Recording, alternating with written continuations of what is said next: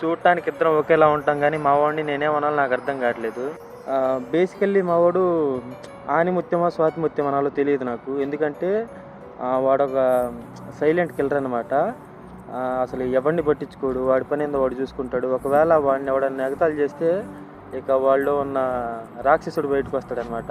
It could be అమ్మాయి లేకపోతే అబ్బాయి ఎవరన్నా కానీ, ఎవరినన్నా ఇంకా బూతులు తిట్టేస్తాడు, అవసరమైతే మీదకి వెళ్ళి కొట్టేస్తాడు. అండ్ వీడికి ముఖ్యంగా ఉన్న టాలెంట్ ఏంటంటే సంవత్సరానికి ఒక అమ్మాయినన్నా పడేయటం.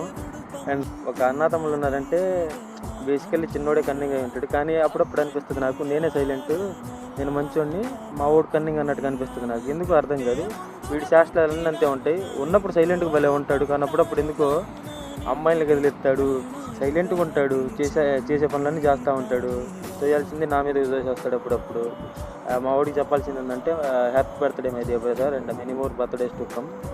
ఏమని చెబుతాం, నాకన్నా పెద్దోడు అయిపోయా, నీకు నేర్పించాల్సింది ఏమీ లేదు, నువ్వే నాకు నేర్పించాలి. ఇలాగే నవ్వుతూ ఉంటారా, హ్యాపీ బర్త్డే. ఇంక నీకు చెప్పాల్సింది ఏముందిలే, చాలా గొప్పోడివి సార్ నువ్వు. మన ఇద్దరం ఉన్నప్పుడు ఒకే బండి మీద తిరుగుతూ ఉండేవాళ్ళం, వాడిని ఇంటికి గెలుగుతూ ఉండేవాళ్ళం, కదిలిస్తూ ఉండేవాళ్ళం, చేయాల్సిన పనులన్నీ చేసేవాళ్ళం.